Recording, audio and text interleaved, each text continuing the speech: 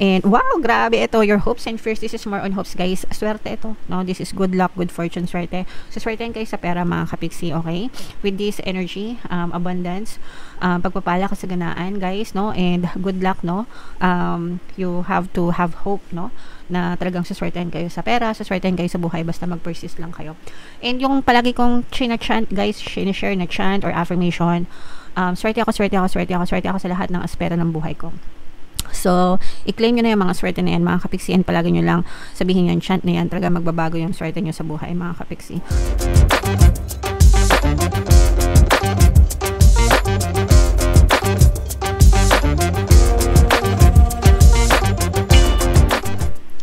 Hello guys, hello mga kapiksi, hello Aries, welcome back to Pinoy Pixie Tarot.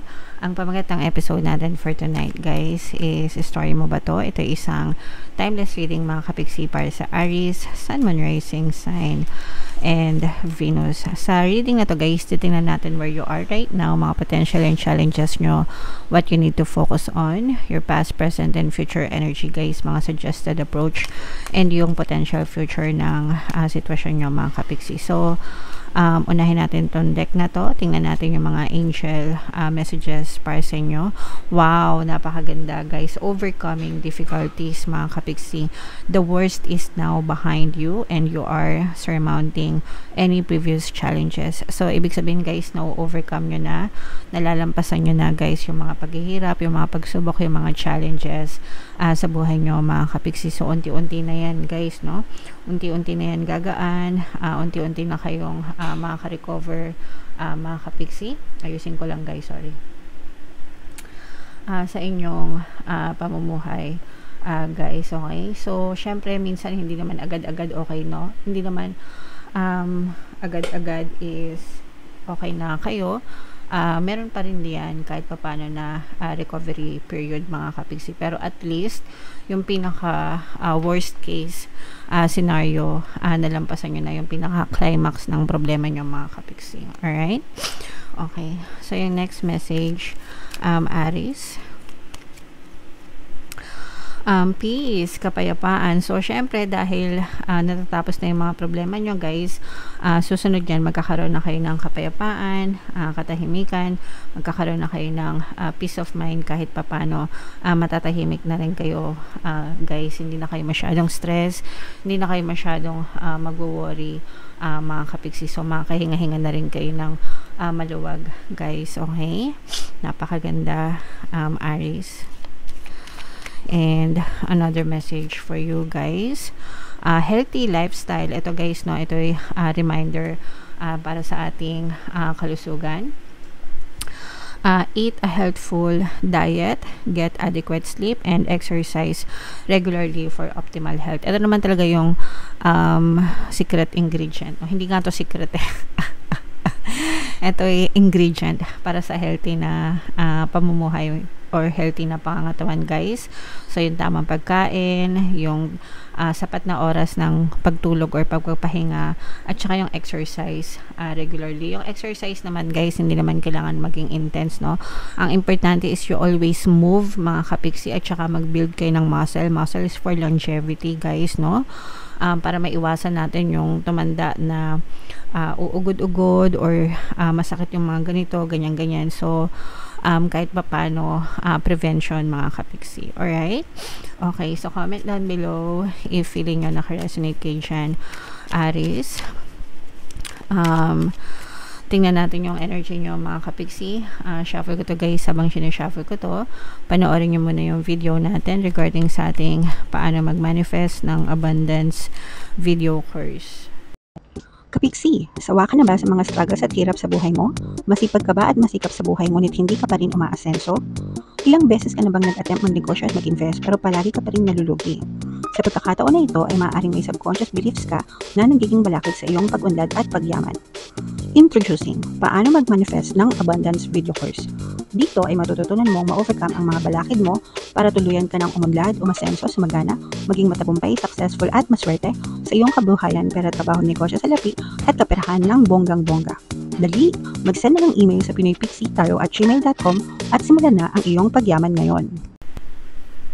Alright, so sa lahat ng gusto mag-avail ng course guys, naka-flash sa screen nyo. Una, meron tayong paano mag-manifest ng abundance video course.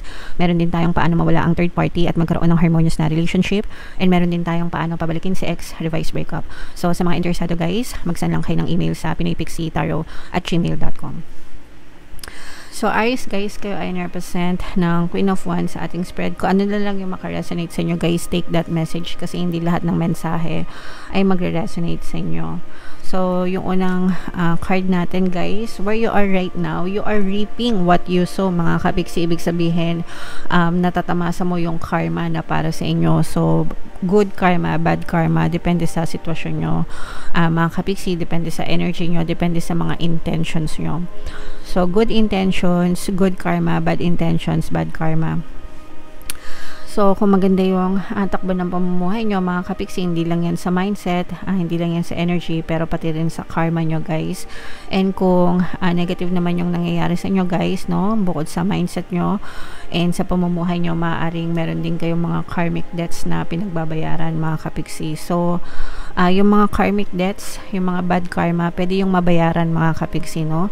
Kailangan nyo lang gumawa ng kawang gawa, mga kapiksi. More kawang gawa, more charity, more mabubuting intentions guys, para mabayaran nyo yung mga bad karma nyo and eventually makawala kayo sa mga karmic debts nyo guys, okay? So, kung minamalas kayo, kung feeling nyo mabigat buhay nyo guys, do good intentions, do charitable works, gagaan yung buhay nyo mga kapiksi, okay? And potential and challenges, this is more on potential mga kapiksi. May mga mini success, mga maliliit na tagumpay, maliliit na movement na maaari kayong ma-experience. Yung mga maliliit na movement na yon guys, no, malaking bagay yon para sa inyo, kasi kumbaga magiging bahagi yon ng malaking movement. Hindi magkakaroon ng 1,000 kung walang piso-piso mga kapiksi, di ba? So, yeah, i-celebrate nyo yung mga small wins nyo, mga kapiksi.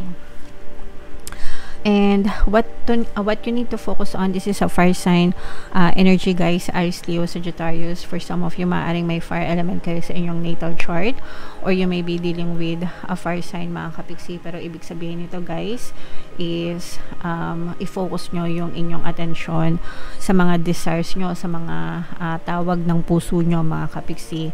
Baka may mga hobbies kayo, baka may mga passion kayo na gusto nyong gawin guys, no?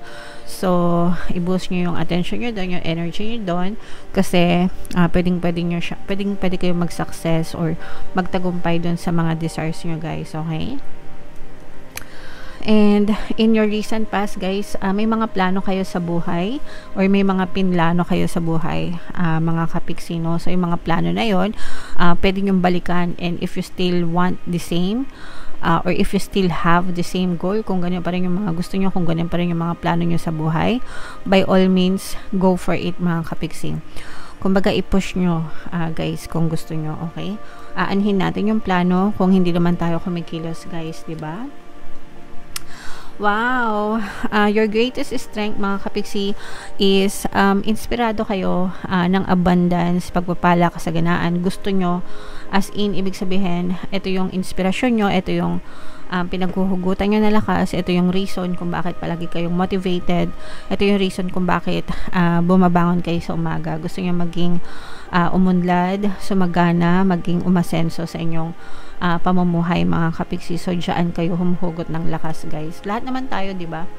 Wala naman tao na hindi gustong sumagana. Lahat tayo guys, kaya nga tayo nagtatrabaho, di ba? Kaya nga tayo nagsisikap sa buhay natin. Yung iba nag-abroad, yung iba kahit ano na pinapasok, di ba? Para kumita ng pera.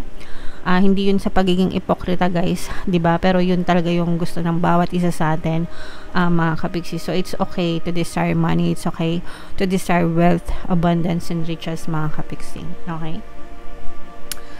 And in the near future guys, no, maaaring may mga heartaches pa kayo, maaaring may mga hinaing pa na ma-experience kayo sa inyong buhay. Ito naman bahagi ng buhay ito mga kapiksi, no? Hindi naman very smooth or very swabe lang yung buhay, mga kapiksi. There will come a time na talaga makaka-experience tayo ng mga challenges or pagsubok, pero it's part of life. Wag nating personalin, bahagi ng buhay yon, mga kapiksi, and dahil dun sa mga pagsubok na yon or challenges na yon, dun tayo matututo, guys. Okay? And suggested approach, mga kapiksi, medyo mag-chill lang tayo ng konti, mag-menor-menor, wag masyadong magmadali. Habang kumbaga, pag-isipan yung mabuti habang habang naka-neutral. Habang hindi kayo kumikilos, 'di ba? Isipin niyo mabuti yung mga plano niyo, mag-isip kayo ng mga magagandang ideas, strategy, no, sa mga next steps na gagawin niyo. But then again, huwag kayo masyadong magmadali, huwag kayo masyadong atat sa buhay. I-enjoy niyo lang yung journey, yung paglalakbay niyo, mga kapiksi. What you need to know, guys, is maraming mga taong susuporta sa inyo, guys. Maraming taong nagmamahal sa iyo, maraming taong sumusuporta sa inyo, mga kapiksi. So, maging inspirasyon nyo din sila, guys, okay? And wow, grabe ito, your hopes and fears. This is more on hopes, guys. Swerte ito, no? This is good luck, good fortune, swerte. So, swertein kayo sa pera, mga kapiksi, okay? With this energy, abundance, pagpapala, kasaganaan, guys, no, and good luck, no. You have to have hope, no, na talagang suswertehan kayo sa pera, suswertehan kayo sa buhay, basta mag-persist lang kayo. And yung palagi kong china-chant, guys, sinishare na chant or affirmation, swerte ako, swerte ako, swerte ako, swerte ako sa lahat ng aspeto ng buhay ko. So, i-claim nyo na yung mga swerte na yan, mga kapiksi, and palagi nyo lang sabihin yung chant na yan, talaga magbabago yung swerte nyo sa buhay, mga kapiksi. Pwede rin kayong makinig, guys, sa mga pampaswerte subliminals natin dito, guys. Sobrang dami, and sobrang dami na ng success stories nyan, mga kapiksi. Wow! And yung potential future nito, guys, talagang ibibigay sa inyo ng universe yung mga rewards na deserve nyo. Kagaya nga ng sabi ko kanina, no, yung unang-unang energy nyo is mga karma, mga kapiksi, no.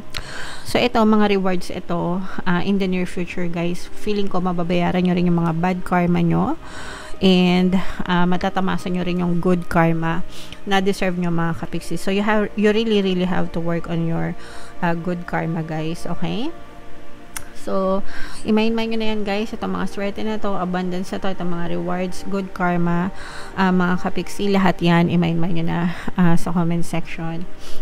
Sorry. By the way, bunot pa tayo ng isang card dito para sa inyong additional na mensahe, guys. I find a deeper meaning and personal growth amid the discomfort. So, ito yung discomfort na sinasabi ko, guys, no, in the near future. Maaari may mga pagsubok, challenges na ma-experience kayo sa buhay, guys. Pero, magkakaroon yan ng malalim na kahulugan sa buhay nyo, and mag-grow kayo dyan personally. So, win-win pa rin yan, guys, para sa inyo. So, yeah, comment down below, Aries, if feeling nyo nakaresonate kayo, guys, yung lahat ng mga magaganda dito, i-mind nyo na, guys. And for more tarot readings, ito yung playlist nyo. Ito naman yung ating success stories ng paano mag-manifest ng abundance with yung course. Thank you for liking, sharing, and subscribing, guys. See you next time. I love you all. Have a nice day. Bye-bye.